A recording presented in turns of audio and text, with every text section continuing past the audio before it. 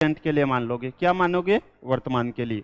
ठीक है, एक गांव की एक माँ की उम्र उसके पुत्र की उम्र की 3 गुनी है। ठीक है, 5 years ago, 5 वर्ष पहले, son was 1/6 of his father's age. 5 वर्ष पहले पुत्र अपने पिता की उम्र का 1/6 था।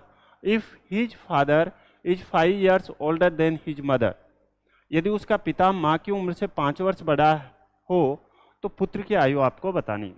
कम या ज़्यादा हमेशा 2 चीज़ों का डिफरेंस होता है।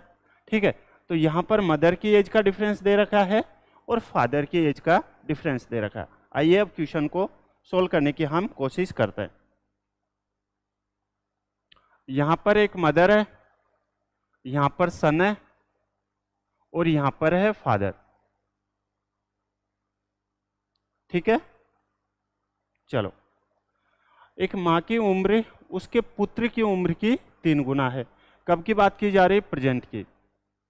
कब की बात की जा रही बेटा, प्रेजेंट की बात की जा रही है। ठीक है, प्रेजेंट में क्या है कि जो मदर है वो सन की 3 गुना है। सन यहाँ पर x होगा तो मदर कितनी हो जाएगी, 3x हो जाएगी। ठीक है, एक एक छोटा छोटा पॉइंट में आपको समझाते हुए आगे बढ़ूंगा। ऐसा बिल्कुल भी नहीं होगा कि आपको बिना समझाए आगे बढ़ जाए। एक माँ की उम्र उसके पुत्र की उम्र की 3 गुना है। मैंने सिर्फ और सिर्फ यहाँ तक क्वेश्चन पढ़ा है। और क्या सभी बच्चों को यहाँ तक समझ आ गया क्या? ठीक है, ठीक है भाई, बहुत बढ़िया, आपका आंसर सही है। लेकिन अब समझते हैं। ठीक है, फिर कह रहा है कि 5 वर्ष पहले पुत्र अपने पिता की उम्र का 1/6 भाग था। कब की बात की जा रही बेटा, 5 वर्ष पहले की, 5 years ago की बात की जा रही है। ठीक है, कब की बात की जा रही है, 5 वर्ष पहले की। 5 वर्ष पहले की बात की जा रही है।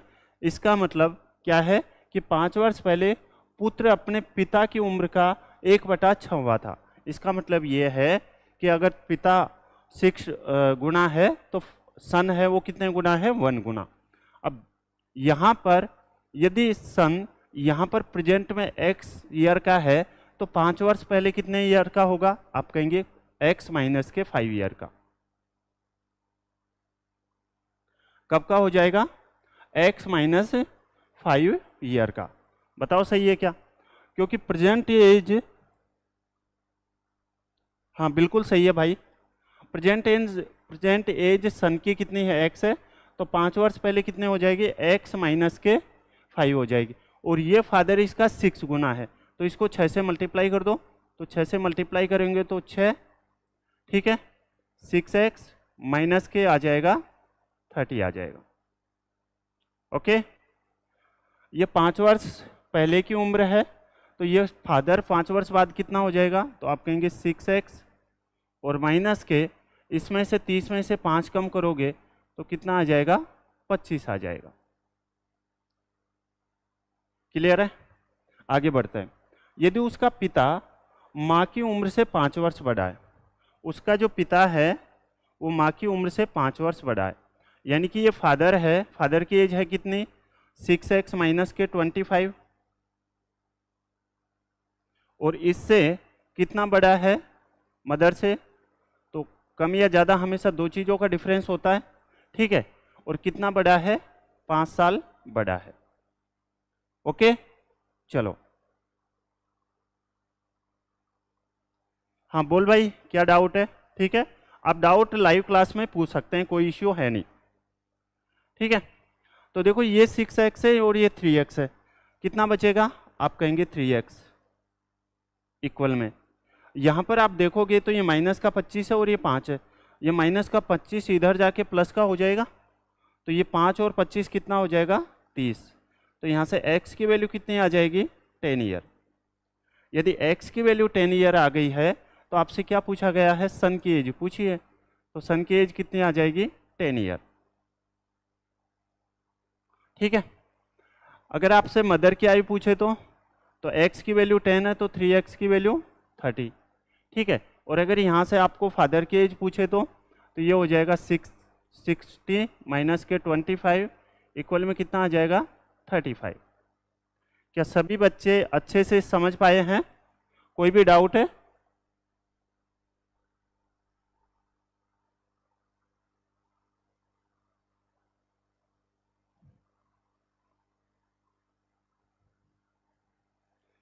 मेरे भाई सही क्वेश्चन नहीं समझा मैंने आपका, ठीक है। ये सभी को एक एक पॉइंट अच्छे से मैंने समझाने की कोशिश की है, सभी समझ गए। किसी को कुछ भी डाउट हो तो आप लोग पूछ लेना, ठीक है। आगे बढ़ते हैं, क्वेश्चन नंबर नेक्स्ट।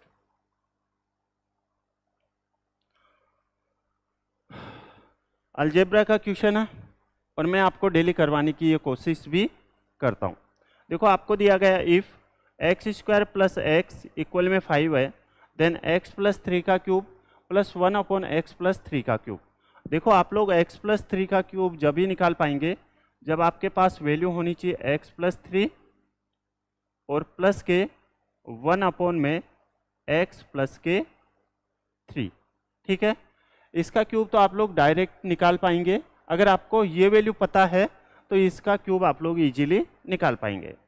तो इसकी वैल्यू निकालने के लिए हमें क्या है, हमें ये इक्वेशन दी गई है x square plus x equal में 5 है, ठीक है।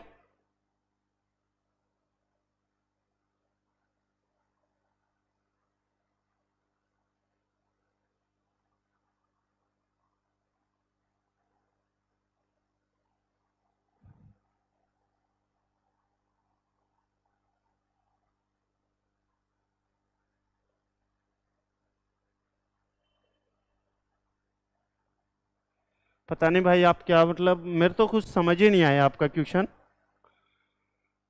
देखो यहाँ पर x plus 3 plus 1 upon x plus 3 की वैल्यू हम लोग कैसे निकालेंगे समझिएगा।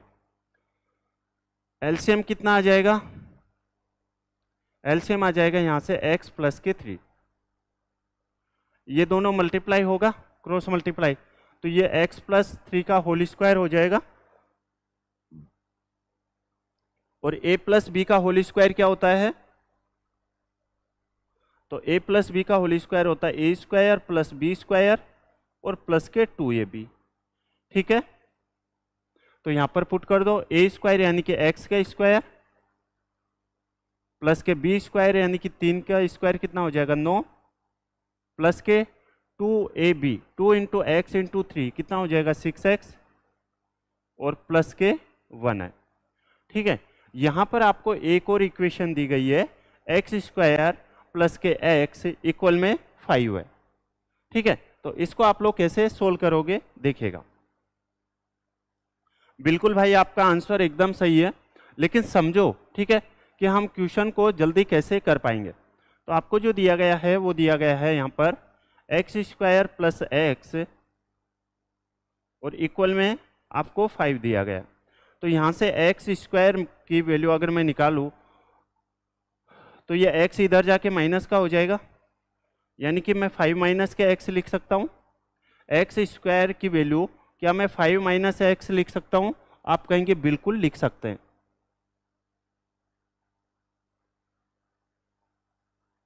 ठीक है। चलिए तो आप क्या करोगे, यहाँ से एक्स स्क्वायर की वैल्यू 5 माइनस एक्स लिख दो, तो यहाँ पर 5 माइनस एक्स प्लस के 9 प्लस के 6x प्लस के 1 और अपॉन में कितना हो जाएगा x प्लस के 3 हो जाएगा। बताओ सही है क्या, ठीक है। अब देखिएगा यहाँ से एक एक पॉइंट अच्छे से समझाऊंगा। देखो ये माइनस का x है, ये 6x है, तो 6x में से x जाएगा तो कितना बचेगा 5x, ठीक है। यहाँ पर प्लस है, ओके। अब देखिएगा प्लस प्लस को एक साइड कर लो, 9 1 10 और 5 15 और अपॉन में कितना है x प्लस के 3 है, ठीक है। अच्छा इसमें से हम कॉमन क्या ले सकते हैं, तो आप कहेंगे अगर हम इसमें से कॉमन 5 ले लेते हैं तो अंदर क्या बचेगा x प्लस के 3 और अपॉन में x प्लस 3 तो है ही, तो x प्लस 3 से x प्लस 3 कट जाएगा। इसकी वैल्यू आपके पास कितनी आई है 5। अब 5 का तो आपको क्यूब करना है, ठीक है, और माइनस के 3 गुना माइनस करना है, तो यहाँ से हो जाएगा 5 का क्यूब 125 और माइनस के 15 तो कितना आ जाएगा 110 आ जाएगा, ठीक है। कभी आपको नहीं पता, ठीक है ना, क्या नहीं पता कि हम यहाँ पर x की वैल्यू कैसे निकालें, और हमें डायरेक्ट क्यूब पूछा है, तो क्यूब के लिए आप क्या करोगे, आप यहाँ से पहले तो ये देखो कि यहाँ पर किसके क्यूब के आसपास ये संख्याएं हैं। तो आप कहेंगे अगर 4 का क्यूब लेते हैं तो 64, ठीक है, 64 से तो ये काफ़ी ज़्यादा है, और 3 गुना या तो हम लोग प्लस करते हैं या फिर माइनस करते हैं, लेकिन यहाँ पर प्लस का साइन है, इसका मतलब ये तो श्योर हो गया कि हमें माइनस ही करना है, ठीक है। यदि माइनस ही करना है तो यहाँ पर 5 का क्यूब करो, कितना आएगा 125, 125 ये तो 130 हो रहा है, नहीं होगा। 125 में से जब आप 15 माइनस करोगे तो ये हो सकता है, नहीं हो सकता। ये तो अगर 125 में आप लोग ऐड करोगे, ठीक है, ऐड कब करते, जब यहाँ पर x प्लस 3 का क्यूब प्लस x प्लस 3 का क्यूब माइनस का साइन होता है इस जगह, और यहाँ पर 1/x प्लस 3 का क्यूब होता, देन तब हमारा आंसर आता, वो आता 1/4, ठीक है। नेक्स्ट क्वेश्चन की ओर हम आगे बढ़ते हैं। इसका क्वेश्चन मैं आपको बिना पेन चलाए वो बताने वाला हूँ, ठीक है। और हाँ, नेक्स्ट संडे को आप सभी लोग जुड़ना मत भूलना, ठीक है। मैं आपको कंप्लीट टॉपिक्स पढ़ाने वाला हूँ, एक तो एज का और एक पार्टनरशिप का, ठीक है। और सभी लोग ऑफलाइन कमेंट क्यों नहीं करते हैं, आप लोग ऑफलाइन कमेंट बिल्कुल नहीं करते हैं, पता है। मैं मतलब जब कभी भी फ्री होता हूँ ना तो आपके कमेंट्स देखता हूँ, कई बच्चे कमेंट्स करते हैं, काफ़ी अच्छा लगता है और थोड़ा मतलब और मोटिवेट मिलता है, ठीक है ना। तो आप कमेंट किया करो, ठीक है, मुझे काफ़ी अच्छा लगता है। देखिएगा यहाँ पर आप सभी लोगों के सामने क्वेश्चन है, the average salary of 50% is 5,500। If the salary of 1 person is added, the average increases to 5,700। What is the salary of this 1 person.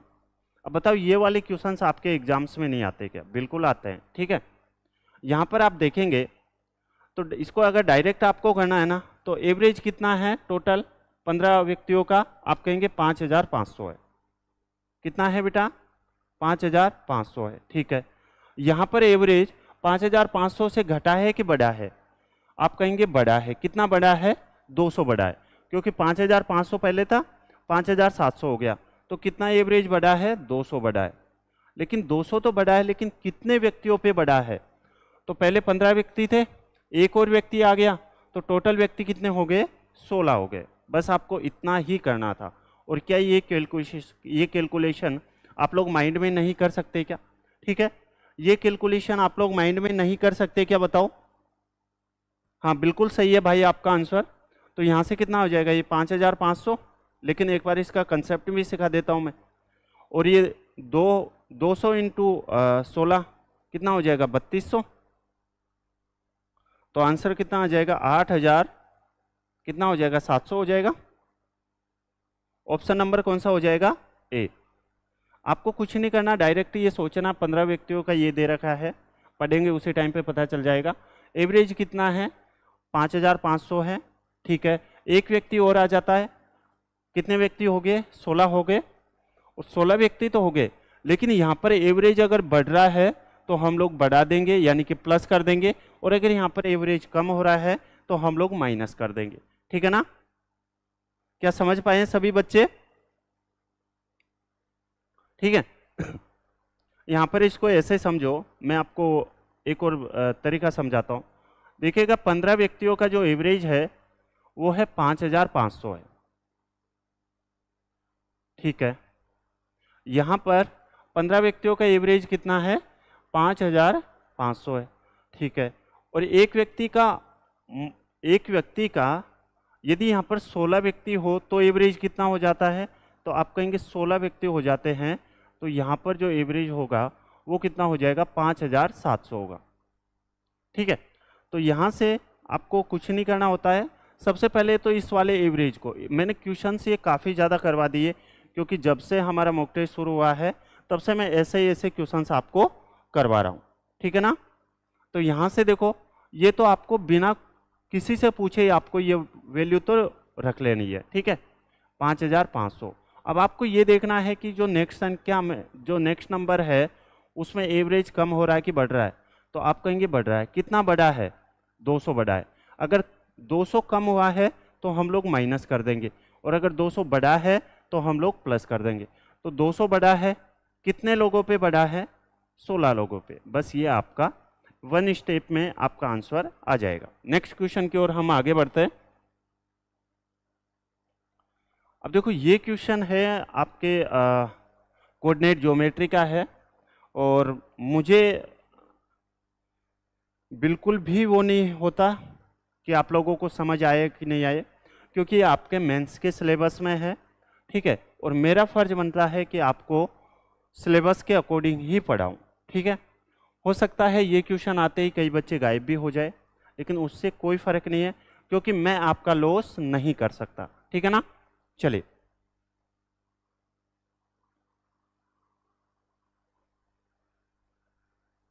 इसके आंसर दे दो फटाफट।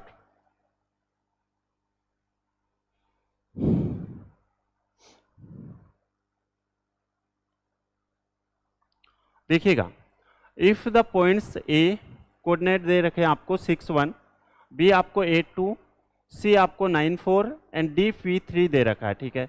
Are the vertices of a parallelogram taken in order, find the value of p. आया किसी को समझ में? यदि बिंदु ए बी सी और डी, ठीक है, एक समांतर चतुर्भुज के शीर्ष इसी क्रम में हो तो पी का मान देखिएगा। जो पैरेललोग्राम होता है, जो समांतर चतुर्भुज होता है, ठीक है, उसके जो डायगोनल्स होते हैं वो एक दूसरे को इक्वली बाइसेक्ट करते हैं, यानी कि बराबर बराबर बांटते हैं, ठीक है। देखिएगा कैसे, यहां पर एक डायगोनल ये हो गया, ओके, और एक डायगोनल बेटा ये हो गया। इसका मतलब क्या है? इसका मतलब ये है, ये इसका मिड पॉइंट होता है, ध्यान रखना। तो ये साइड और ये साइड बराबर होती है, ये साइड और ये साइड बराबर होती है पैरेललोग्राम में, ठीक है। चलेगा, इसको नाम आप दे सकते हैं ए, इसको बी, इसको सी, और इसको आप लोग डी नाम दे सकते हैं। ए पे जो कोऑर्डिनेट्स है वो है 6 और 1 है, बी पर 8 और 2 है, सी पर 9 और 4 है, और डी पर यहां पर है पी और 3 है, ठीक है। इसका जो फॉर्मूला होता है बेटा वो होता है x1 प्लस x2 बाई 2, और यहां पर y1 प्लस के y2 अपॉन में 2, ठीक है। तो हमें यहाँ पर p की वैल्यू चाहिए, तो p की वैल्यू चाहिए, इसका मतलब हमें इस वाली इसकी इससे कंपेयर करना पड़ेगा, ठीक है। देखिएगा कैसे,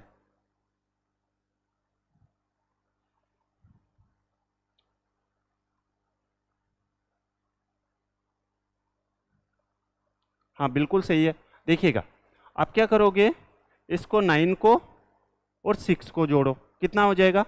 क्योंकि ये x1 है और ये x2 है, ठीक है, तो यहाँ पर कितना हो जाएगा? 15/2 हो जाएगा, ठीक है।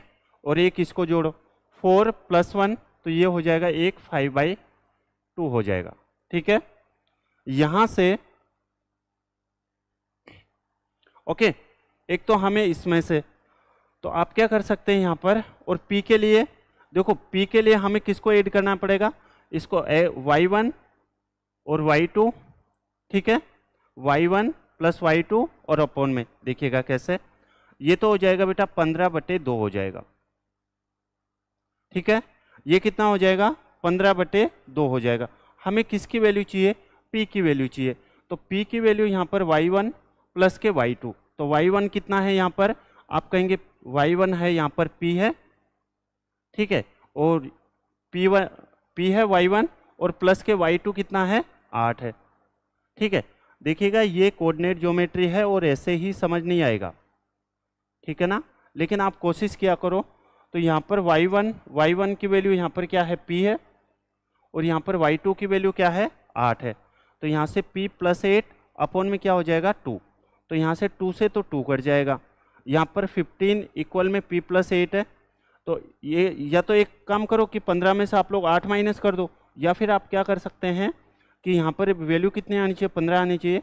तो p में क्या ऐड करें कि हमारे पास जो वैल्यू है वो कितने आ जाए, 15 आ जाए। ठीक है,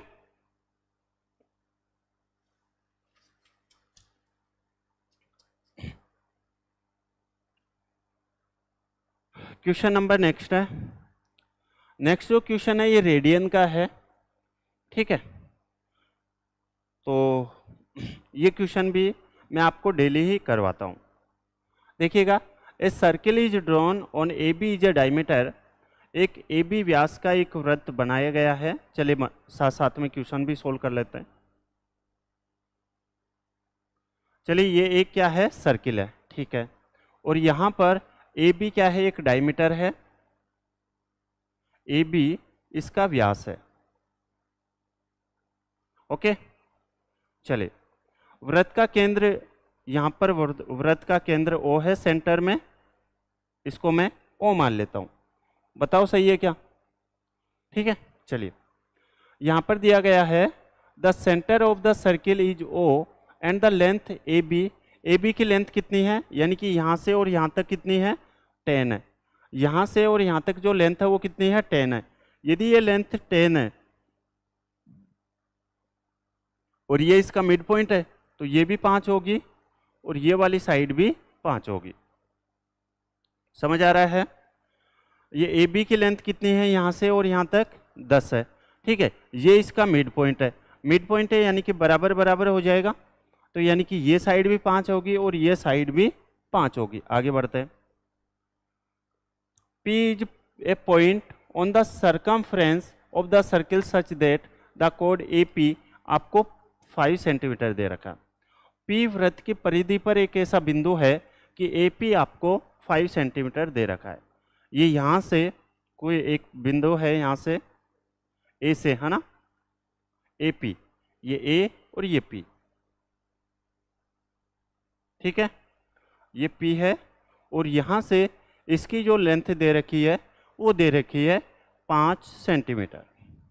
ठीक है, चलिए, तो आपसे पूछा गया calculate the value of PBA। ठीक है, चलिए, अब देखिएगा, ध्यान से समझिएगा। ये साइड 5 है, ये साइड 5 है और ये सेंटर है, तो यहाँ से ये जो रेडियस होगी, ये जो त्रिज्या होगी, ये भी क्या 5 होगी क्या? ठीक है, अब सभी मुझे एक बात बताओ, ये साइड 5 है, ये साइड 5 है, ये साइड 5 है, जब तीनों साइड बराबर हो तो क्या वो इक्विलेटरल ट्रायंगल होता है क्या? समबाहु त्रिभुज होता है। बिल्कुल ठीक है, और समबाहु त्रिभुज का प्रत्येक एंगल 60 डिग्री का होता है। इस बात को आप लोग ध्यान रखना। तो ये कितना हो जाएगा एंगल, 60 डिग्री। ठीक है, चलिए, उसके बाद आप सभी लोग जानते हैं कि व्यास द्वारा परिधि पर बना कोण 90 डिग्री होता है। व्यास द्वारा परिधि पर बना एंगल कितना होता है, 90 डिग्री होता है। ठीक है, और आपसे क्या पूछा गया, PBA, यानी कि ये वाला एंगल आपसे पूछा गया। ठीक है, ये वाला एंगल, यानी कि व्यास द्वारा परिधि पर बना एंगल। देखो, व्यास तो कौन सा है, ये वाला है AB, और व्यास द्वारा परिधि पर जो बना एंगल है यानी कि ये वाला, ये कितना होता है बेटा, 90 डिग्री। व्यास द्वारा परिधि पर बना एंगल 90 डिग्री होता है। ठीक है, तो ये 60 है, ये 90 है, और आप सभी लोग जानते हैं ट्रायंगल्स के तीनों एंगल्स का सम 180 डिग्री होता है। तो अगर ये 90 है, ये 60 है, तो ये वाला एंगल कितना हो जाएगा, 30 डिग्री। कितना हो जाएगा बेटा, 30 डिग्री। आपसे क्या पूछा गया, PBA पूछा गया, तो कितना आ जाएगा, 30 डिग्री। लेकिन ये तो डिग्री में है और आपसे रेडियन में पूछा है, तो रेडियन के लिए हम क्या कर देंगे, पाई अपॉन में 180 से डिवाइड कर देंगे। तो 30 से कितने टाइम्स कटेगा, ये 6 टाइम्स। तो आपका जो आंसर आएगा वो कितना आ जाएगा, pi upon 6 radian. Option number क्या कौन सा हो जाएगा, ए। ऑप्शन नंबर ए आपके क्वेश्चन का एकदम सही जवाब होगा।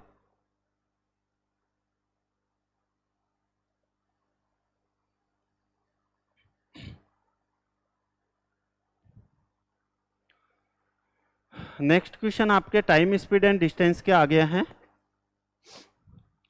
ए bird sitting on top of a car, car की छत पर बैठी चिड़िया देखती है, ठीक है। It sees another car approaching at a distance of 14 kilometre, कि 14 किलोमीटर की दूरी से एक अन्य कार विपरीत दिशा में, ध्यान रखना यहाँ पर आपको अभी दे रखा है अपोजिट साइड में, ठीक है ना, अपोजिट साइड, यानी कि रिलेटिव स्पीड अपोजिट साइड में प्लस करते कि माइनस करते, आप कहेंगे प्लस करते हैं। अन्य कार विपरीत दिशा से पहली कार की ओर आ रही है, ठीक है। The speed of first car is 60 kilometre per hour, पहली जो कार की स्पीड है वो 60 किलोमीटर प्रति घंटे है, और दूसरी कार की जो स्पीड है वो 80 किलोमीटर प्रति घंटे है। The bird start flying from the first car and move towards the second car, reach the second car and comes back to the first car and so on. पहली car की चाल 60 kilometre प्रति घंटे, दूसरी car की चाल 80 kilometre प्रति घंटे है। चिड़िया पहली कार से उड़ना शुरू करती है और दूसरी कार पर पहुंचने से पहले वापस पहली कार पर आ जाती है, ठीक है। When the distance between both cars remains 7 kilometer and birds covers 3.5 kilometer distance, then what is the speed of bird? ठीक है, आपसे पूछा गया है जब दोनों कारों के बीच की जो डिस्टेंस है वो 7 किलोमीटर रह जाती है, तो आपसे पूछा गया तब एक चिड़िया ने 3.5 किलोमीटर की दूरी तय कर ली, तो चिड़िया की चाल आपको पूछी गई है, आपको स्पीड पूछी गई है। स्पीड कैसे निकालेंगे देखिएगा, जो डिस्टेंस बराबर होता है वो होता है बेटा स्पीड इनटू टाइम, और अगर आपको स्पीड चाहिए तो स्पीड यदि आपको चाहिए तो आप क्या कर दोगे, आपको स्पीड के लिए डिस्टेंस में टाइम से भाग देंगे, और यदि आपको टाइम चाहिए तो किससे भाग देंगे, डिस्टेंस में स्पीड से, ठीक है। अब आपको यहाँ पर जो चाहिए वो स्पीड चाहिए, ठीक है। स्पीड के लिए आपको किस किस की ज़रूरत पड़ेगी, एक तो डिस्टेंस की पड़ेगी, ठीक है। यहाँ पर आपको जो चाहिए वो स्पीड चाहिए, और स्पीड आप लोग कैसे निकालोगे, आपको डिस्टेंस भी चाहिए और टाइम भी चाहिए, ठीक है। आपको डिस्टेंस भी चाहिए और टाइम भी चाहिए, देखिएगा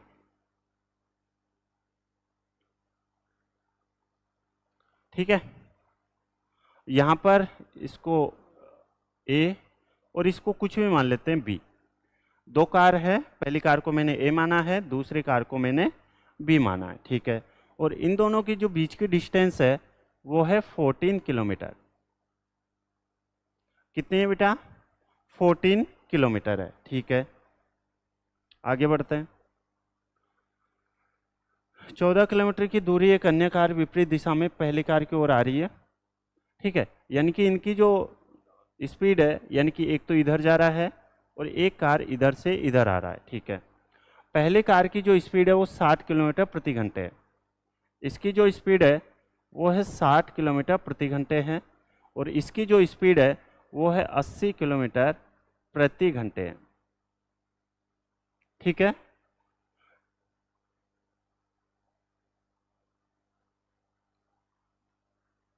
चलिए यहाँ पर फर्स्ट कार की जो स्पीड है वो 60 किलोमीटर प्रति घंटे है, दूसरे इस कार की जो स्पीड है वो कितनी है, 80 किलोमीटर प्रति घंटे है, ठीक है। अब ये क्वेश्चन क्या है कि ये चिड़ी मतलब इधर से भी उड़ना स्टार्ट की है, इधर से इधर पहुंच रही है इस पर, ठीक है, और यहाँ से इधर पहुंच रही है, या फिर इधर से इधर पहुंच रही है, ऐसे समझो। ये चिड़ी इधर से इधर आ रही है और ये चिड़ी इधर से इधर जा रही है। तो अब जो ये बीच की, अब जो चिड़ी के पास जो डिस्टेंस है ना वो सिर्फ और सिर्फ 7 किलोमीटर बची है। कितनी डिस्टेंस बची है, चिड़ी के पास सिर्फ और सिर्फ कितनी डिस्टेंस बची है, 7 किलोमीटर रह जाती है। इसका मतलब ये कह सकते हैं क्या कि टोटल डिस्टेंस कितनी थी, 14 किलोमीटर थी। 7 किलोमीटर डिस्टेंस उसने कवर कर ली, तो जो बाकी की बची डिस्टेंस है वो कितनी है, तो आप कहेंगे 14 में से 7 जाएगा तो 7 किलोमीटर डिस्टेंस आ जाएगा, ठीक है। यहाँ से जो रिलेटिव स्पीड आएगा वो कितना आ जाएगा, तो आप कहेंगे रिलेटिव स्पीड अपोजिट साइड है और अपोजिट साइड के लिए हम लोग ऐड करते हैं। ठीक है, तो ये कितना हो जाएगा रिलेटिव स्पीड यहाँ से 60 और 80 140 किलोमीटर प्रति घंटे। बताओ सही है क्या? ठीक है, ये डिस्टेंस आ गया, ये रिलेटिव स्पीड आ गया। तो हमारे पास डिस्टेंस है और स्पीड है। डिस्टेंस है, स्पीड है, तो हमारे पास टाइम आ जाएगा, बिल्कुल आ जाएगा। तो टाइम कितना आ जाएगा? तो डिस्टेंस अपॉन में स्पीड, यानी कि 7 अपॉन में 140 किलोमीटर। तो यहाँ से आ जाएगा 1/20 घंटे। ठीक है, यहाँ पर आपके पास टाइम कितना आ गया है? 1/20 घंटे आ गया। अब आपके पास टाइम आ गया है। ठीक है, आपके पास यहाँ से टाइम भी आ गया है और आपके पास में स्पीड भी है, सॉरी डिस्टेंस भी है। ठीक है, तो यहाँ से आप लोगों को स्पीड निकालनी है, तो डिस्टेंस कितनी है? 3.5 है। अपॉन में टाइम कितना हो जाएगा? 1/20। तो इसको ये पलट कर ऊपर जाएगा तो कितना हो जाएगा? 35 दूनी 70। तो आंसर कितना आ जाएगा? 70 किलोमीटर। 70 किलोमीटर प्रति घंटे। देखो ये तो आपको समझाने में टाइम लग रहा है। ठीक है, अदरवाइज आप इस क्वेश्चन को डायरेक्टली सोल्व करेंगे कि दोनों के बीच की डिस्टेंस कितनी है? 7 किलोमीटर है। रिलेटिव स्पीड 140, तो टाइम माइंड में ही कैलकुलेट हो जाएगा क्योंकि 7/140 है, तो 1/20 और 35 को 1/20 से डिवाइड करोगे तो आपका आंसर आ जाएगा।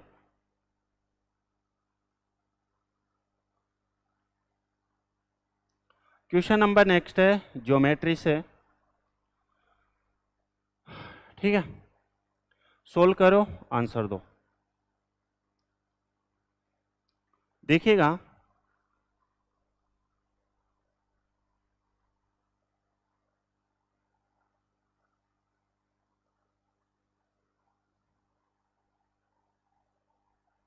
ये इसका मीडियन है, ये इसका ग्रेविटी सेंटर है। ठीक है, यानी कि गुरुत्व केंद्र। ये ए, ये बी और ये सी है। ठीक है, ऐसे ही समझा रहा हूँ। तो जो ग्रेविटी सेंटर होता है, जो गुरुत्व केंद्र होता है, वो मीडियन को 2/1 में डिवाइड करता है, 2:1 में। ठीक है, यहाँ पर ये भी किससे? 2:1 में, और ये भी 2:1 में डिवाइड करता है। कौन? ग्रेविटी सेंटर माध्यिका को, मीडियन को 2:1 में डिवाइड करता है। ठीक है, देखिएगा एक होता है आपके पास में ट्रिपलेट।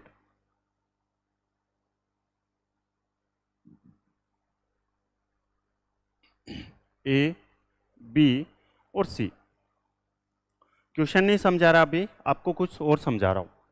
ठीक है, आपके सामने एक राइट एंगल ट्रायंगल है और राइट एंगल ट्रायंगल में हम लोग यूज करते हैं ट्रिपलेट का, यानी कि पाइथागोरस। ठीक है, पाइथागोरस क्या है? यानी कि ए का स्क्वायर प्लस का यहाँ पर बी का स्क्वायर और इक्वल में होता है बेटा सी का स्क्वायर। या फिर आप ऐसे भी कह सकते हैं कि सी का स्क्वायर माइनस के ए का स्क्वायर इक्वल में आना चाहिए बी का स्क्वायर। या फिर आप ऐसे भी कह सकते हैं सी स्क्वायर माइनस के बी स्क्वायर इक्वल में आना चाहिए ए स्क्वायर। क्या सभी बच्चे समझ पा रहे हैं क्या? ठीक है,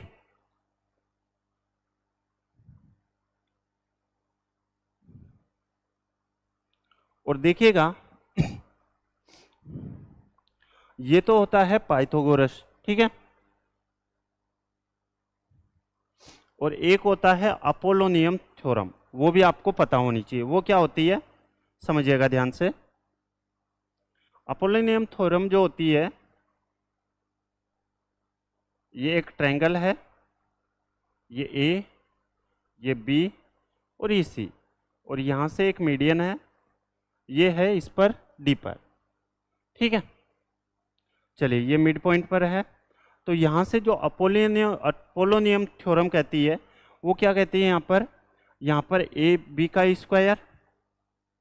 वेरी इंपॉर्टेंट कंसेप्ट है भाई, मेंस में जरूर क्वेश्चंस आते हैं। ए बी का होल स्क्वायर प्लस ए सी का होल स्क्वायर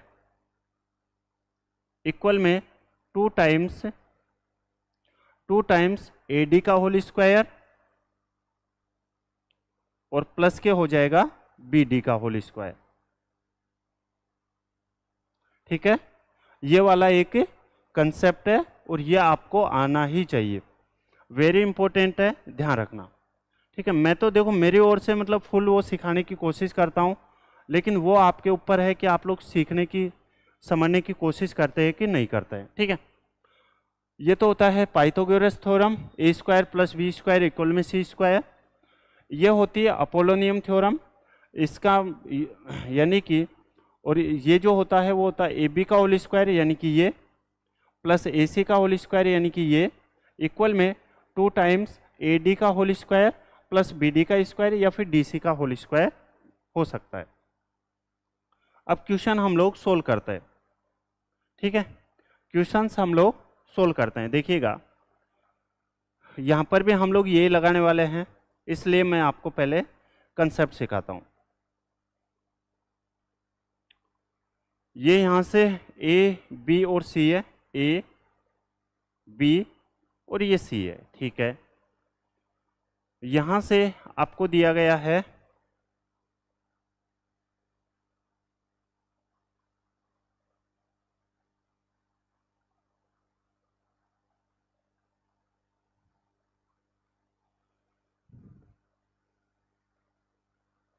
ठीक है, यह आपको जो दिया, एक मिनट इसको वापस बना रहा हूं मैं। ठीक है, देखिएगा ये एक ट्रायंगल है ए बी सी,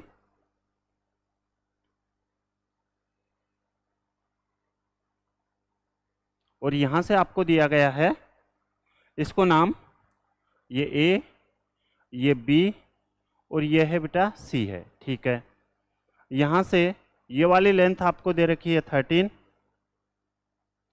ये आपको दे रखी है यहाँ पर 9, ये आपको जी दे रखा है।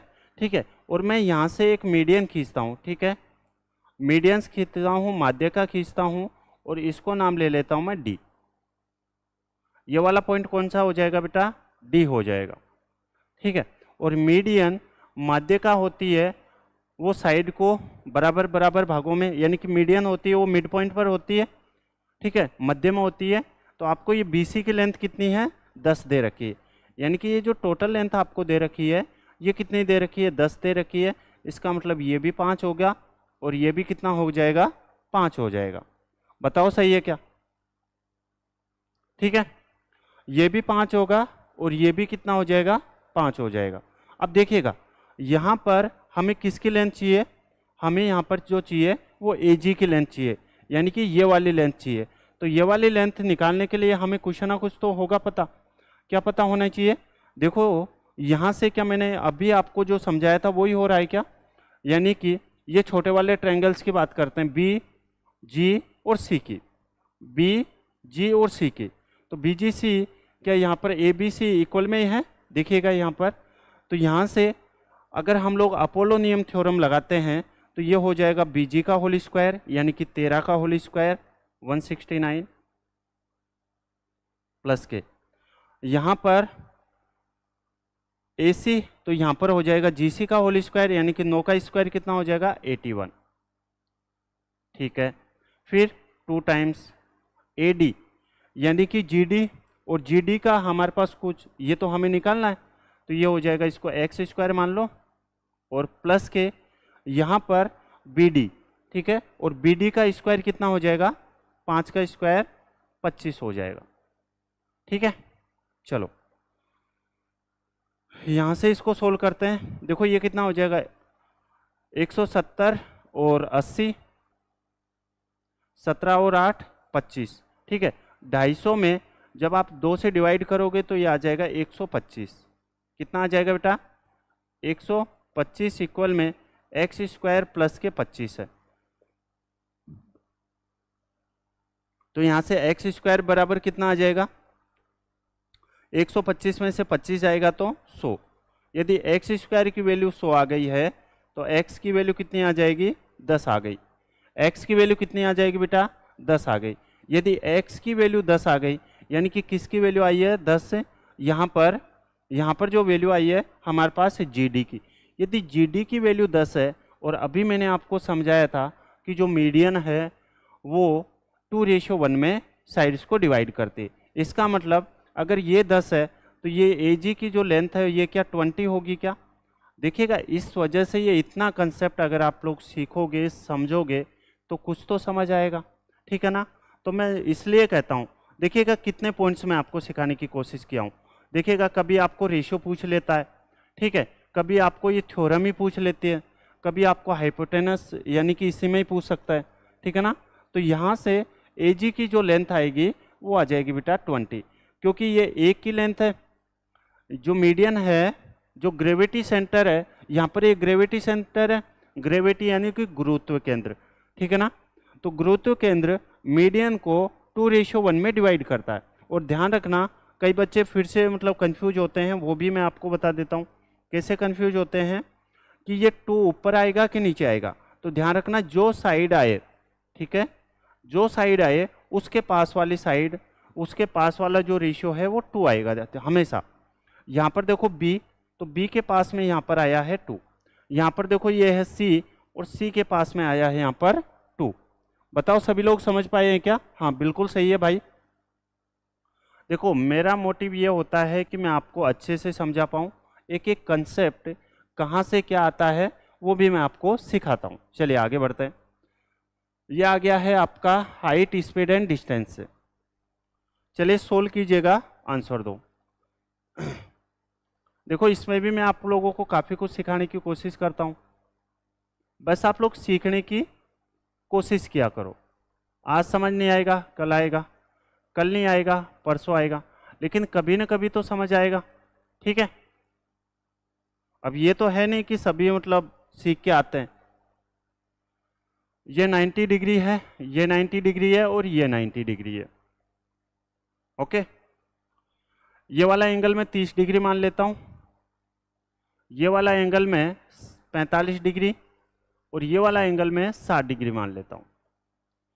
ट्रायंगल्स के तीनों एंगल्स का सम 180 डिग्री होता है, ये आप लोग बचपन से पढ़ते आ रहे हैं। ये 90 है, ये 30 है, तो ये वाला एंगल कितना हो जाएगा? आप कहेंगे 60 डिग्री, ठीक है? कितना हो जाएगा? 60 डिग्री, ठीक है। ये 90 है, ये 45 है, तो ये वाला एंगल 45 डिग्री, और यहाँ पर ये 90 है, ये 60 है, तो ये वाला एंगल 30 डिग्री। ये आप लोग बचपन से पढ़ते आ रहे हैं कि ट्रायंगल्स के तीनों एंगल्स का सम 180 डिग्री होता है, ठीक है?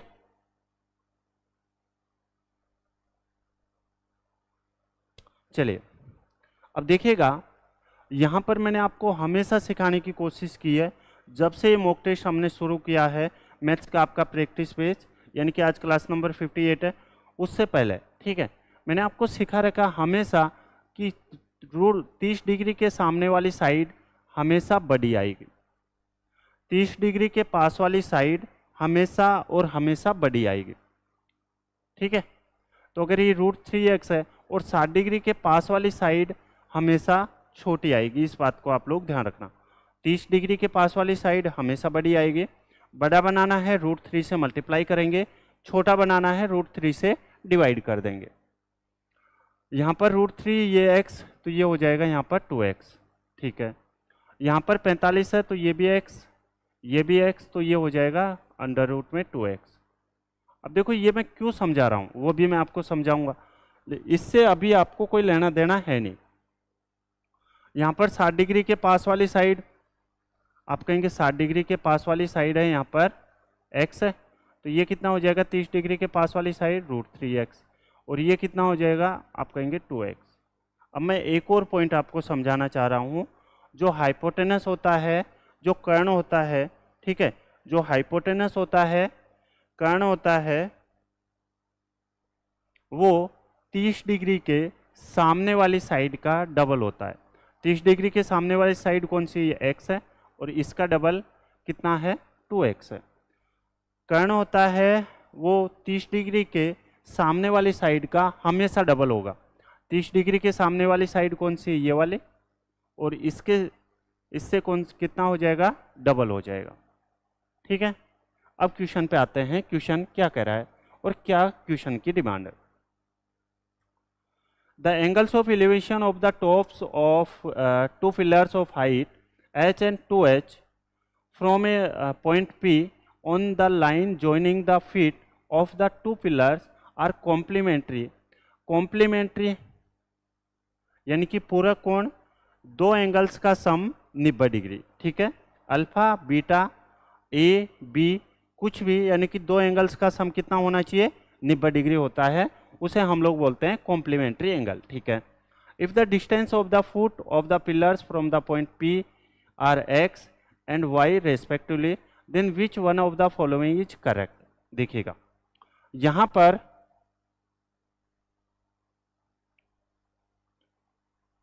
सबसे पहले तो मैं आपसे पूछना चाहता हूं, ठीक है, क्या पूछना चाहता हूं कि यहाँ पर जो डिस्टेंस है वो सेम है क्या।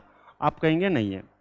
एक एक पॉइंट आपको अच्छे से बेटा समझाने की मैं कोशिश करता हूँ, बस आप लोग समझने की कैपेसिटी रखना। ठीक है, समझने की आप सभी बच्चे कोशिश करना। यदि ये लेंथ h है तो ये कितनी हो जाएगी बेटा 2h, ऐसा क्वेश्चन में कहा गया। ठीक है, एक जो एंगल बन रहा है वो, और एक एंगल ये बन रहा है। ठीक है, और इन दोनों एंगल्स का सम कितना है 90 डिग्री। यदि मैं ये वाला एंगल अल्फा मान लेता हूँ, ठीक है, ये वाला एंगल मैंने कितना माना अल्फा, तो ये जो दूसरा एंगल मानूंगा वो कितना मानूंगा बताओ।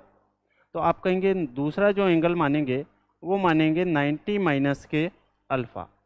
क्यों मानेंगे, क्योंकि दोनों एंगल्स का सम कितना है 90 डिग्री है, कॉम्प्लीमेंट्री एंगल है।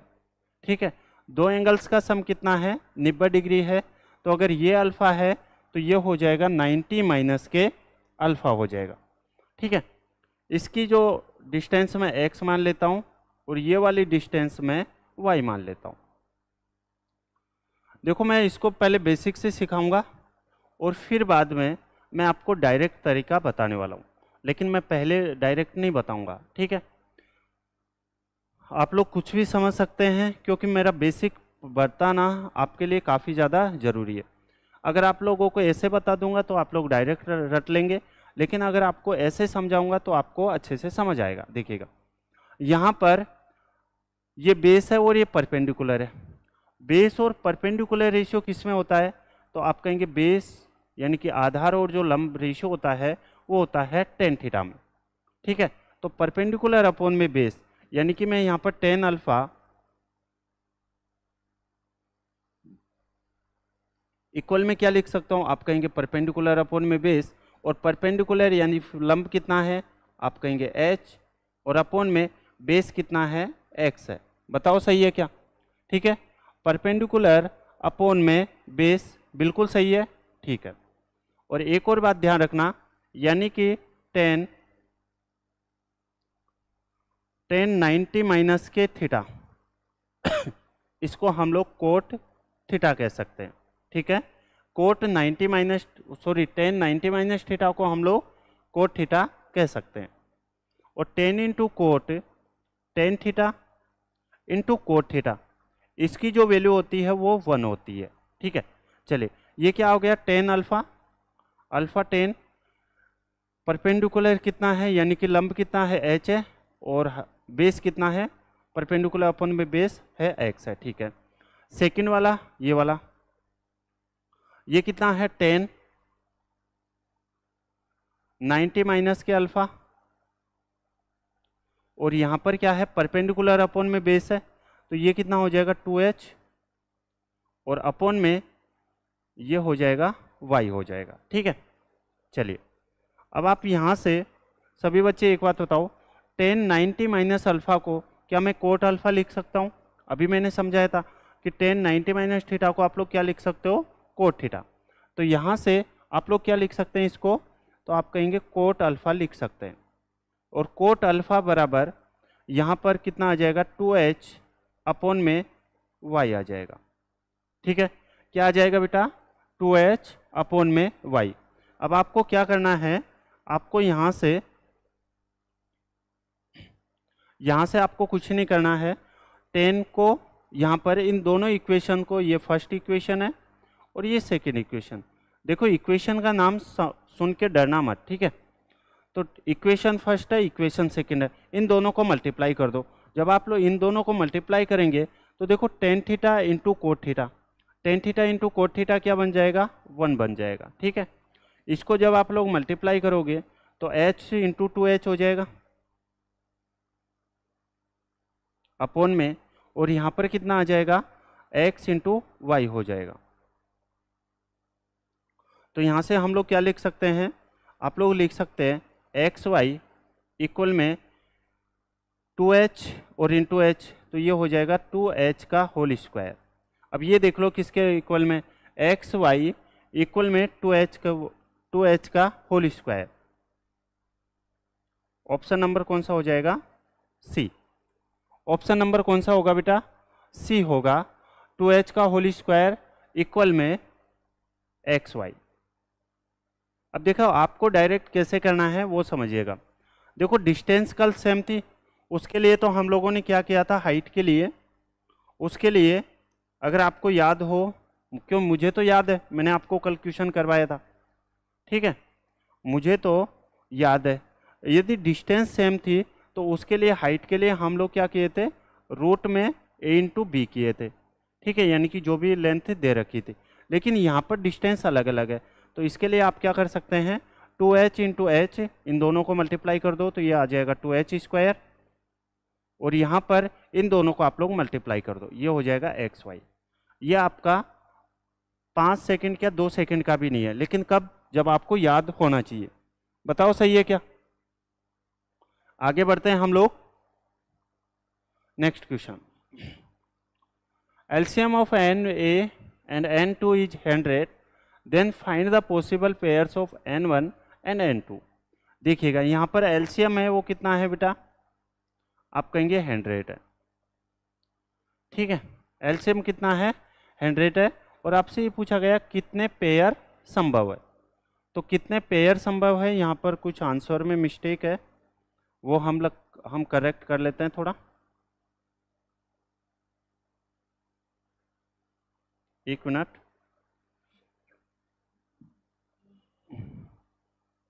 जब तक आप लोग आंसर करने की कोशिश करो,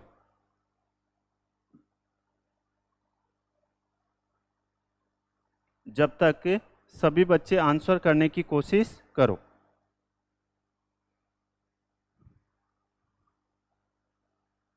चलिए, यहाँ पर आप सभी बच्चे देखना, अच्छे से समझना, यहाँ पर एलसीएम कितना है, 100 है, और आपसे पूछा गया कितने पेयर बन सकते हैं। तो हम एलसीएम कैसे निकालते हैं, सबसे ज़्यादा तो 2 की पावर होनी चाहिए। ठीक है, तो यहाँ पर इसको मैं क्या लिख सकता हूँ, आप कहेंगे इसको 4 इंटू 25 में लिख सकता हूँ। बताओ, 4 इंटू 25, क्योंकि हमें 2 की पावर तो लेनी ही लेनी है। ठीक है, यदि मैं यहाँ पर 2 की पावर 1 लेता हूँ, अगर 2 की पावर 1 लूँगा तो 100 आ जाएगा। ठीक है, लेकिन 2 की पावर तो हमें सबसे बड़ी चाहिए, तो 2 की पावर सबसे बड़ी कितनी ले सकता हूँ मैं, 2 की पावर 1, तो ये तो हो जाएगा 2 इंटू कितना हो जाएगा 50। ठीक है, यहाँ पर फिर 2 की पावर 2 की पावर 2 कितना हो जाएगा 4 इंटू कितना हो जाएगा 25। अगर 2 की पावर में 3 लेता हूँ, क्या 3, तो 2 की पावर 3 8 हो जाएगा। क्या 8 100 का मल्टीपल है, नहीं है। फिर 16 100 का मल्टीपल है, यानी कि एलसीएम है, नहीं है। तो इस वजह से जो मैं ले रहा हूँ वो ले रहा हूँ यहाँ पर 2 की पावर 2, और यहाँ पर जो पावर लूँगा वो लूँगा 5 की पावर 2। ठीक है, तो ये कितना हो जाएगा 4, और ये कितना हो जाएगा 25, 25 इंटू 4 करेंगे 100 आ जाएगा। अब आपको ये पता होगा, ठीक है, क्या पता होगा कि इनका जो हम लोग पेयर निकालते हैं, तो इसका जो फॉर्मूला होता है वो होता है 2n + 1। ठीक है, 2 को हम लोग इससे मल्टीप्लाई करते हैं इस पावर को, तो 2 को इस पावर से मल्टीप्लाई करेंगे 2 से, तो 2 को 2 से मल्टीप्लाई करेंगे कितना आ जाएगा 4, 4 में 1 ऐड करो कितना आ जाएगा 5।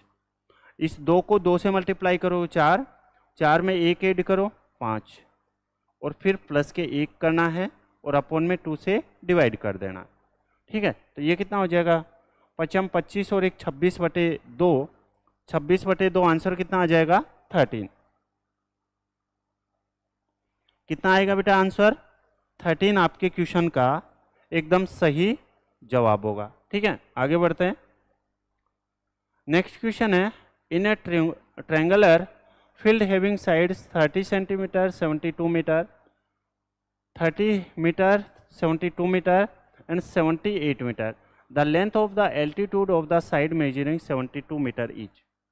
एक त्रिभुज का मैदान की भुजाएं 30 मीटर 72 मीटर और 78 मीटर है।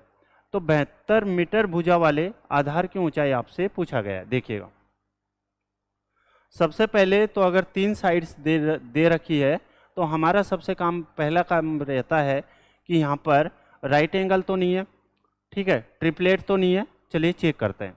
यहाँ पर आपको जो साइड्स दी गई है वो दे रखी है 30, दूसरी आपको जो साइड दे रखी है वो 72 और यहाँ पर तीसरी जो साइड दे रखी है वो 78 दे रखी है। ठीक है, फर्स्ट वाली साइड आपको 30, सेकेंड वाली 72 और थर्ड वाली साइड आपको 78। हम लोग ट्रिपलेट चेक करने के लिए क्या करते हैं, सभी में डिवाइड करके देखते हैं। तो इसमें किससे डिवाइड करूं मैं, तो आप कहेंगे इसमें 6 से डिवाइड कर दो। 6 में इसके भी जा रहा है, इसमें तो ये आ जाएगा 5, ये आ जाएगा 12 छक्के 72 और ये हो जाएगा 13 छक्के 78। क्या आप सभी लोग जानते हैं क्या कि 5 का स्क्वायर इक्वल में 12 का स्क्वायर बराबर होता है 13 का स्क्वायर होता है। ठीक है, चलो तो यहाँ से ये जो है ये आपको राइट एंगल ट्रायंगल है। चलिए राइट एंगल ट्रायंगल हम लोग बना लेते हैं। ठीक है, राइट एंगल ट्रायंगल हम लोग बना लेते हैं। ये एक राइट एंगल ट्रायंगल है। ये आपको दिया गया है सबसे बड़ी वाली साइड यानी कि हाइपोटेनस कितना आ जाएगा 78।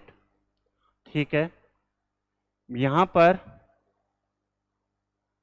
72 मीटर वाले भुजा आधार, इसने पहले ही कह रखा है कि जो 72 मीटर है, ठीक है, ये जो 72 मीटर है ये बेस है यानी कि ये आधार है। तो ये कितना है 72 है। ठीक है, अगर ये 78 है ये 72 है तो बाकी की बची जो साइड कितने हो जाएगी 30 हो जाएगी।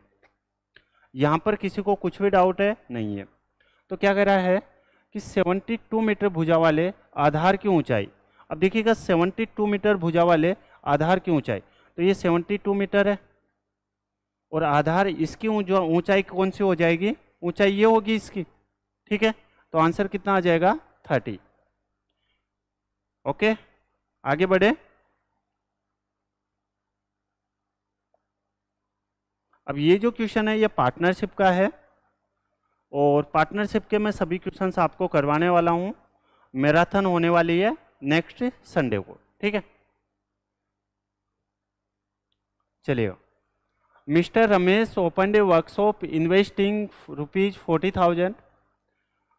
40,000 रुपये की पूंजी लगाकर रमेश ने एक व्यवसाय शुरू किया। He invested additional amount of ₹10,000 every year. ठीक है, उसने प्रत्येक वर्ष 10,000 रुपये अतिरिक्त लगाया। ठीक है, 10,000 रुपये एडिशनल लगाए यानी कि फर्स्ट ईयर 40,000 लगा रहा है तो सेकेंड ईयर 10,000 और एक्स्ट्रा करके 50,000, थर्ड ईयर 60,000, फिर सेकेंड ईयर 70,000 यानी कि 10,000 रुपये बढ़ा रहा है। ठीक है, after 2 years his brother Suresh joined him with an amount of ₹85,000। 2 वर्ष के बाद उसका भाई सुरेश 85,000 के साथ उसमें शामिल हो जाता है व्यापार में। There after Suresh did not invest any additional amount. Suresh से वो कोई अतिरिक्त धन नहीं लगाता है। ठीक है, one completion of 4 years from the opening of workshop they earn an amount of 1,95,000। व्यवसाय शुरू करने के 4 वर्ष बाद, टोटल जो टाइम है वो इम्पोर्टेंट है। ठीक है, कितना दे रखा है यहाँ पर, कंप्लीशन ऑफ 4 years। ठीक है, 4 साल बाद। ठीक है, 4 वर्ष बाद जो प्रॉफिट है वो 1,95,000 है। तो आपसे पूछा गया है रमेश का पूछे या फिर हमें सुरेश का पूछे, हम लोग दोनों बता देंगे। देखिएगा, यहाँ पर रमेश है और यहाँ पर है सुरेश है। ठीक है, रमेश ने कितने लगाए हैं 40,000 रुपये। ठीक है, और सुरेश ने पूंजी पैसे कितने लगाए हैं 85,000। कितने साल के लिए लगाए हैं? 2 साल के लिए। उस सुरेश ने इसके लिए साफ मना कर रखा है कि सुरेश ने उसके बाद में कोई एडिशनल पैसा नहीं लगाया। ठीक है, यहाँ पर जो रमेश है, ठीक है, ये हर साल 10-10 हज़ार रुपये बढ़ा रहा है। और कितने साल व्यवसाय चला? 4 साल, जो कि क्वेश्चन में आपको गिवन है। तो सभी बच्चे एक बात बताओ, फर्स्ट ईयर कितना? 40,000। तो सेकेंड ईयर कितना हो जाएगा इसका?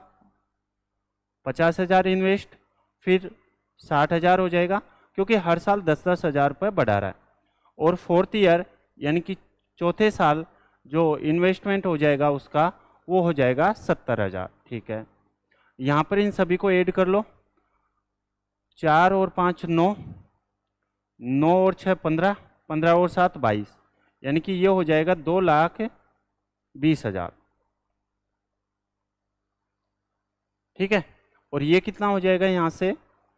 तो 85 को 2 से मल्टीप्लाई करेंगे तो 8 दूनी 16 और 1 17, यानी कि 1,70,000।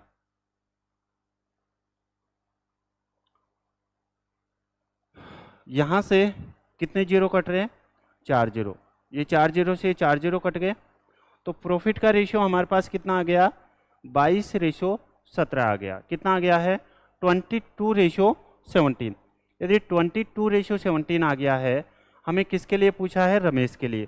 टोटल प्रॉफिट है कितना? 1,95,000। टोटल के नीचे रेशियो का टोटल 22 और 17 कितना हो जाएगा? 39 हो जाएगा, 39 हो जाएगा। और किसके लिए पूछा है यहाँ पर? रमेश के लिए। और रमेश का प्रॉफिट का रेशियो कितना है? 22 है। 39 से कट रहा है क्या ये? अगर मैं इसको यहाँ पर लास्ट में 5 है, और अगर मैं इसको 5 से मल्टीप्लाई करता हूँ तो 9 पंजे 45 और 15 और 4 ठीक है, तो ये कितने टाइम्स कटेगा? 5 टाइम्स। और 25 इंटू 2 जब आप लोग करोगे तो क्या 1,10,000 रुपये आएगा क्या? ठीक है, कितना आ जाएगा? 1,10,000 रुपये किसका प्रॉफिट आ जाएगा? रमेश का। अगर यहाँ से आपके लिए सुरेश के लिए पूछे तो सुरेश के लिए आप क्या कर दोगे? टोटल है प्रॉफिट 1,95,000, टोटल के नीचे रेशियो का टोटल, और मल्टीप्लाई किससे कर दोगे? 17 से। तो यहाँ से कितनी बार कटेगा? 5 बार। और 17 5 कितने होते हैं? 85,000। टोटल सम कितना आ गया? 1,95,000। ये भी पूछ सकता है कि दोनों के प्रॉफिट में कितने का डिफरेंस है। ठीक है, ये भी आपसे पूछ सकता है। समझ गए सभी बच्चे? आगे बढ़ते हैं फिर। ठीक है, आप लोग आंसर क्यों नहीं कर रहे? इससे आसान क्वेश्चन हो ही नहीं सकता, और ना ही आपके एग्जाम में आ सकता है। सोल्व करो।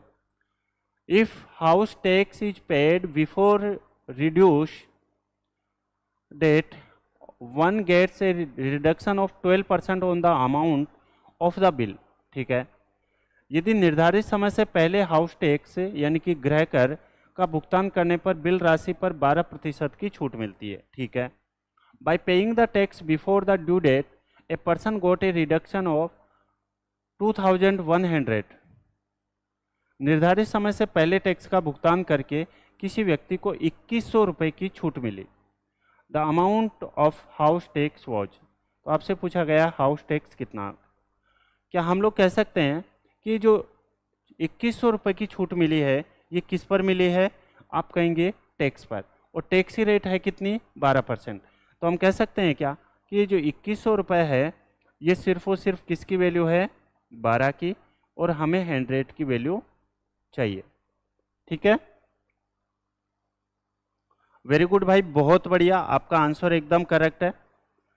देखिएगा, इसको हम लोग काटते हैं, इसको 3 से काट देते हैं, तो 3 से ये 7 बार। ठीक है, 7 21, और ये 4 से कितनी बार? 25 बार। और 25 7 कितने होते हैं? 175, और ये 00 है ही, तो 17,500 आपके क्वेश्चन का एकदम सही आंसर होगा। ऑप्शन नंबर बी होगा। ठीक है, चलिए अच्छी बात है, गौरव ने आंसर किया है। ये कीजिएगा question number, a coin is tossed 4 times, किसी सिक्के को 3 बार उछाला जाता है। यहाँ पर मिस्टेक है इंग्लिश मीडियम में, ठीक है। इसलिए मैं क्वेश्चन ना दोनों लैंग्वेज में पढ़ता हूँ, क्योंकि हो सकता है मिस्टेक आ जाए, तो इस वजह से क्वेश्चंस में दोनों ही लैंग्वेज में आपके लिए पढ़ता हूँ।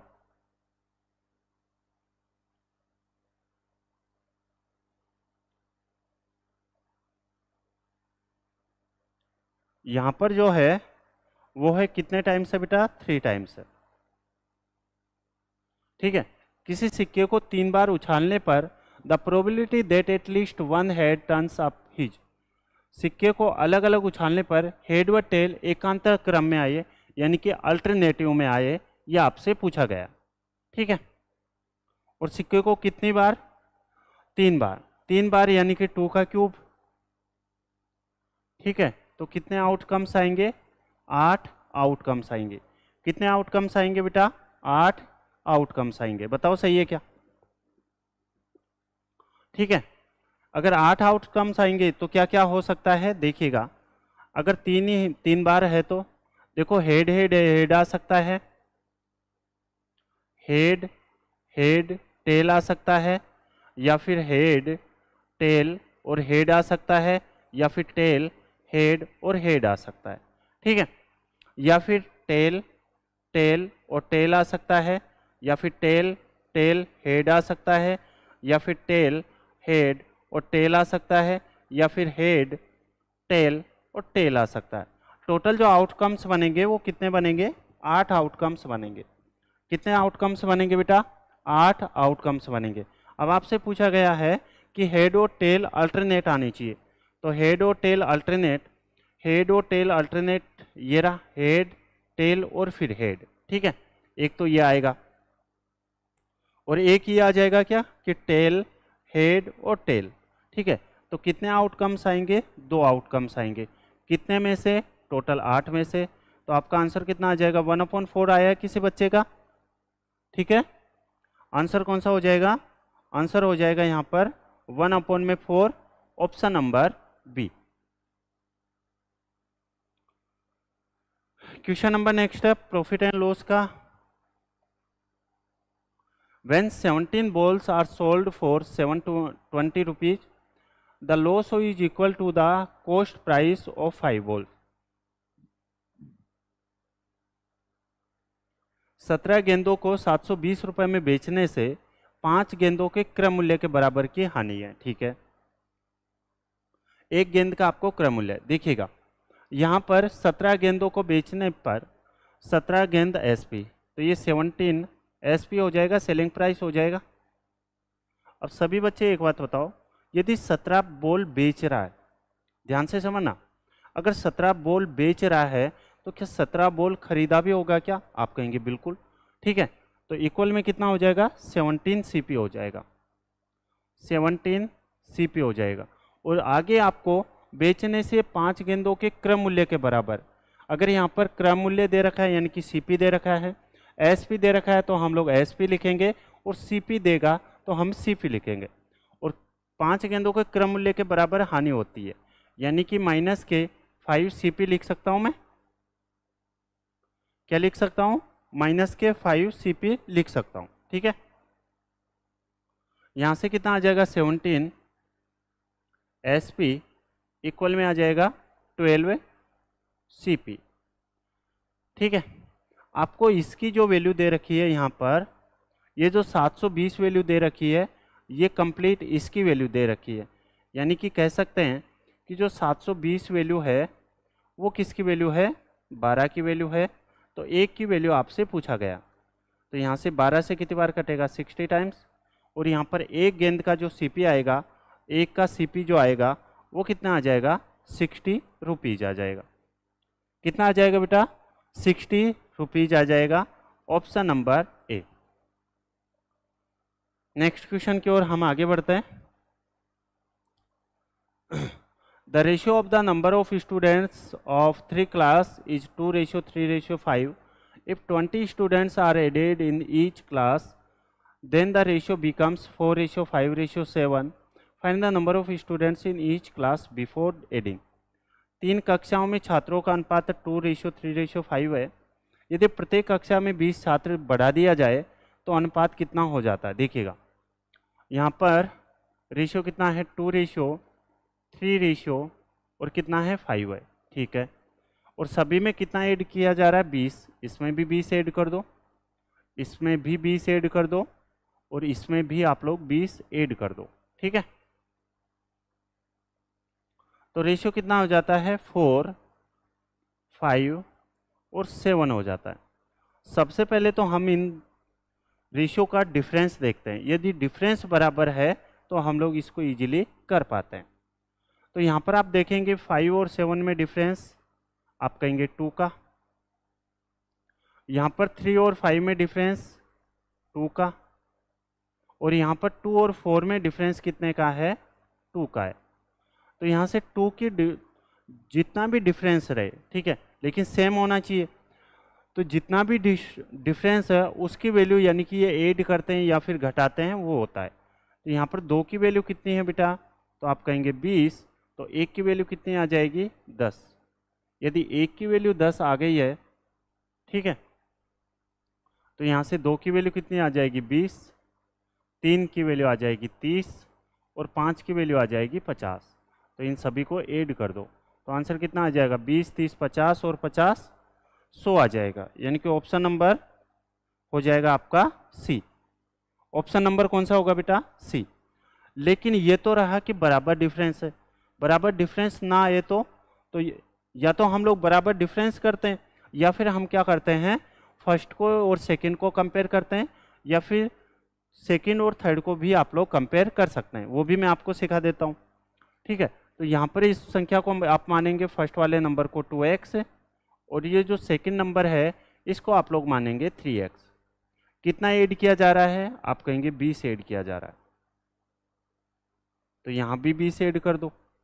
और रेशियो कितना बन जाता है, क्योंकि हमने फर्स्ट नंबर को और सेकंड नंबर को कंपेयर किया है तो इसकी वजह से हमें रेशियो भी यहाँ पर फर्स्ट वाला चाहिए और सेकंड वाला। तो यहाँ पर हो जाएगा 4/5 हो जाएगा। इसको आप लोग क्रॉस मल्टीप्लाई करो तो 5 को 2 से मल्टीप्लाई करोगे तो ये आ जाएगा 10x प्लस के 20 को 5 से मल्टीप्लाई करोगे 100 इक्वल में 4 को 3x से मल्टीप्लाई करोगे 12x और प्लस के 20 को 4 से मल्टीप्लाई करोगे तो 80, ठीक है। तो यहाँ से देखो ये 10x है ये 12x है, कितना बचा 2x, 2x इक्वल में 100 में से 80 जाएगा तो 20, तो यहाँ से x की वैल्यू कितनी आ जाएगी 10। जब डिफरेंस बराबर नहीं हो तो फिर आप लोग ऐसे करोगे, ठीक है ना, समझ गए सभी।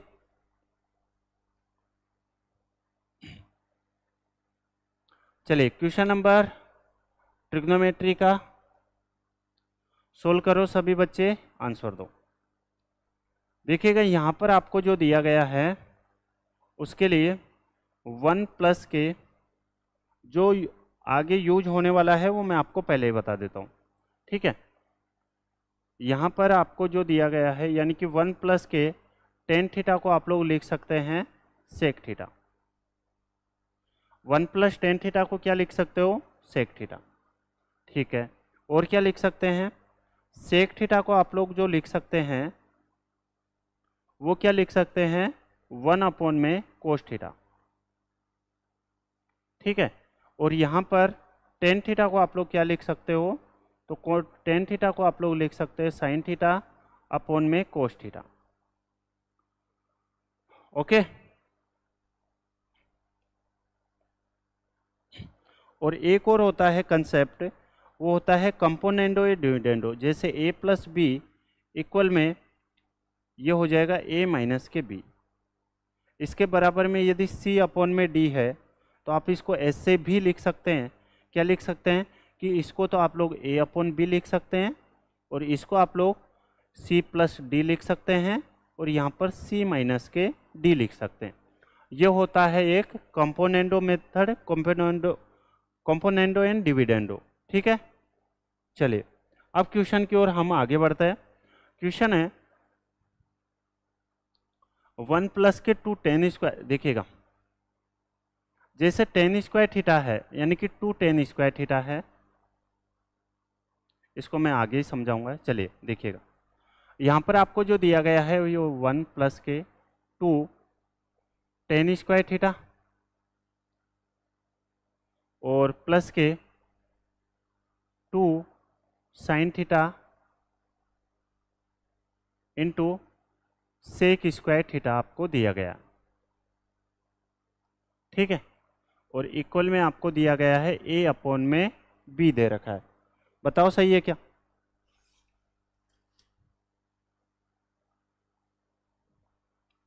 ये आपको क्वेश्चन दिया गया है, इसको हम लोग सोल्व करते हैं। यहां पर ये हो जाएगा 1 प्लस के, देखो ये 2 टेन स्क्वायर थीटा है, 2 बार है, ठीक है। 2 बार है तो हम लोग एक एक बार लिख सकते हैं, बिल्कुल लिख सकते हैं। तो ये क्या हो जाएगा 1 प्लस टेन स्क्वायर थीटा और प्लस के टेन स्क्वायर थीटा प्लस के यहाँ पर हो जाएगा 2 साइन थीटा, कितना हो जाएगा 2 साइन थीटा और अपॉन में यहाँ पर हो जाएगा, अपॉन में क्या हो जाएगा कोस स्क्वायर थीटा हो जाएगा, क्योंकि सेक स्क्वायर थीटा को मैं क्या लिख सकता हूँ 1 अपॉन में कोस स्क्वायर थीटा लिख सकता हूँ, ठीक है। और इसके इक्वल में क्या हो जाएगा a अपॉन में b हो जाएगा, ठीक है, कोई दिक्कत है नहीं। चलिए आगे बढ़ते हैं।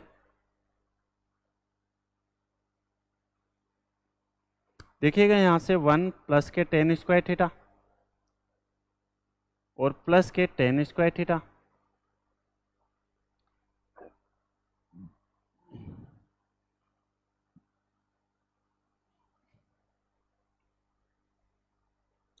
ये साइन थीटा है और यहाँ पर आप देखेंगे ये कोस स्क्वायर थीटा है।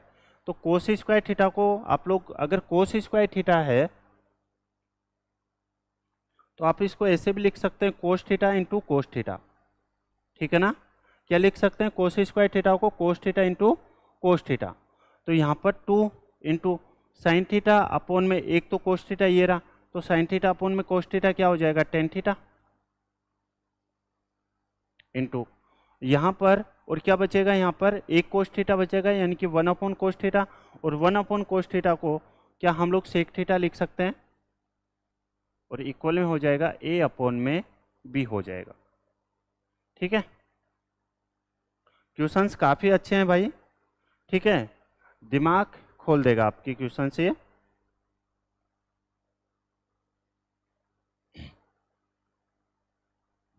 अब देखिएगा यहाँ से 1 प्लस टेन स्क्वायर थीटा को मैं क्या लिख सकता हूँ, तो 1 प्लस टेन स्क्वायर थीटा को आप लोग लिख सकते हैं सेक स्क्वायर थीटा।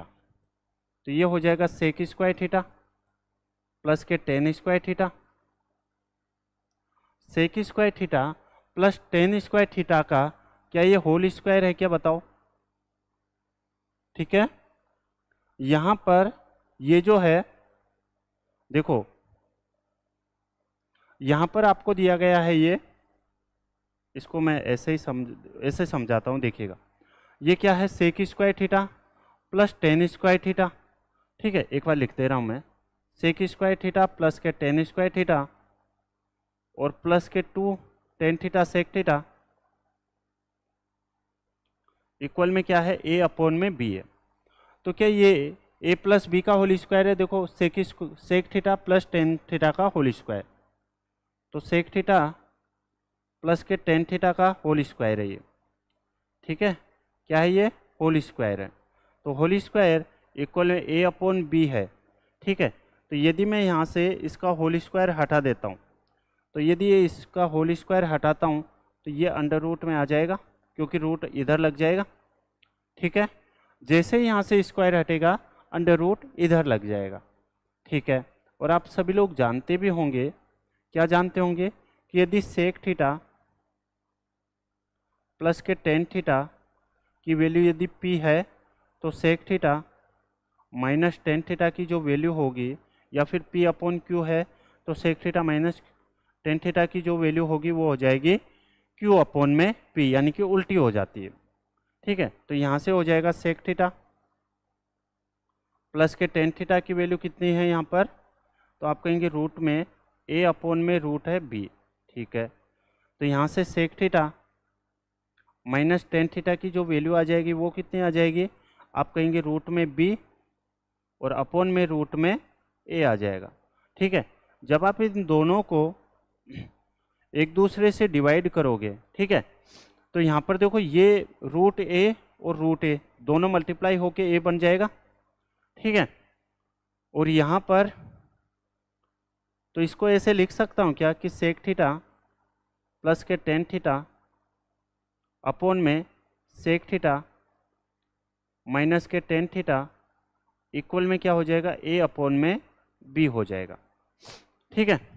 यहाँ से अब मैं कंपोनेंडो एंड डिविडेंडो लगा रहा हूँ, तो कंपोनेंडो एंड डिविडेंडो का मतलब है आप लोग यहाँ पर सेक थीटा अपॉन में क्या लिख सकते हैं, tan theta, sec theta upon में क्या लिख सकते हैं, टेन थीटा, और इक्वल में कंपोनेंडो डिविडेंडो इधर भी लगाना पड़ेगा, तो ये तो हो जाएगा ए प्लस बी और ये हो जाएगा बेटा ए माइनस के बी, यानी कि जो वैल्यू चाहिए वो हमें मिल गई यहाँ पर, ठीक है। और सेक थीटा को आप लोग क्या लिख सकते हो, तो आप लिख सकते हो 1 अपॉन में कोस थीटा, टेन थीटा को साइन थीटा अपॉन में कोस थीटा, तो यहाँ से कोस थीटा से कोस थीटा कट जाएगा और यहाँ पर आपके पास क्या बचेगा, 1 अपॉन में साइन थीटा, और 1 अपॉन साइन थीटा क्या कोसेक थीटा ही होता है क्या, ठीक है। 1 अपॉन जो साइन थीटा होता है वो होता है बेटा कोसेक थीटा। तो ये था ट्रिग्नोमेट्री का क्वेश्चन, काफ़ी अच्छा क्वेश्चन था। लेकिन जब आप ऐसे क्वेश्चंस करते हैं ना, ठीक है, एक तो आपके बेसिक्स क्लियर होते हैं और एक आप लोग की स्पीड बढ़ती है, स्पीड बहुत ज़्यादा बढ़ती है बेसिक में, ठीक है ना। ट्रिक है क्या पता लगे कि नहीं लगे, इसलिए मैं हमेशा आपको बेसिक सिखाने की कोशिश करता हूँ। यहाँ पर आप लोग थीटा की वैल्यू 30 डिग्री पुट करके भी सोल्व कर सकते थे, ठीक है ना, लेकिन ये बेसिक कोई नहीं बताता है, इसलिए मैं आपको सिखाने की कोशिश करता हूँ। चलिए क्वेश्चन नंबर नेक्स्ट है, आप सभी बच्चे सोल्व करो, आंसर दो। Two women Ganga and Saraswati working separately can mow a field at 8 and 12 hours respectively. If they work in stretch of 1 hour alternatively, Ganga beginning at 9 a.m. when will the moving sea finished? दो महिलाएं हैं गंगा और सरस्वती, अलग अलग कार्य करके फसल क्रमशः 8 और 12 घंटे में काट सकते हैं, ठीक है। यदि वो अल्टरनेटिव डे घंटे में काम करे और गंगा 9 बजे फसल काटना शुरू करे, तो आपसे पूछा गया है कि कब तक कटनी हो जाएगी। एकदम सिंपल क्वेश्चन है, इससे सिंपल क्वेश्चन आपका कोई हो नहीं सकता। एक गंगा है और एक सरस्वती है। गंगा 8 घंटे में और सरस्वती 12 घंटे में, ठीक है। सबसे पहले जो हमारा काम होता है टाइम एंड वर्क में वो होता है एलसीएम। तो यहाँ पर 8 और 12, इसका एलसीएम कितना आ जाएगा, आप कहेंगे 24 आ जाएगा। टोटल वर्क कितना हो गया, 24 हो गया, ठीक है। तो यहाँ से ए की इफिशियंसी कितनी आ जाएगी बताओ, तो ए की इफिशियंसी आ जाएगी यहाँ से 3, और यहाँ से सॉरी गंगा की इफिशियंसी कितनी आएगी 3, 3 कहाँ से आया, 24 में 8 का भाग देंगे 3 आएगा, 24 में 12 का भाग देंगे तो 2 आएगा, ठीक है। काम ऐसे हो रहा है, देखो पहले गंगा करेगी, फिर सरस्वती, फिर गंगा, फिर सरस्वती, फिर गंगा और फिर सरस्वती, और ऐसे करते करते जब तक, जैसे गंगा कितने घंटे काम कर रही है, 3 घंटे, फिर सरस्वती 2 घंटे, फिर गंगा 3 घंटे, सरस्वती 2 घंटे, 3 घंटे, 2 घंटे, और ये जब तक करते रहेंगे जब तक इनका जो सम है वो 24 नहीं आ जाता, ठीक है। अब देखिएगा यहाँ से हम लोग क्या सीखते हैं, यहाँ पर गंगा 3 घंटे काम करती है और जो क्या नाम है सरस्वती 2 घंटे काम कर रही है। इसका मतलब कह सकते हैं क्या कि 2 घंटे में जो काम हो रहा है वो कितने यूनिट हो रहा है, तो आप कहेंगे 3 और 2 5 यूनिट काम हो रहा है।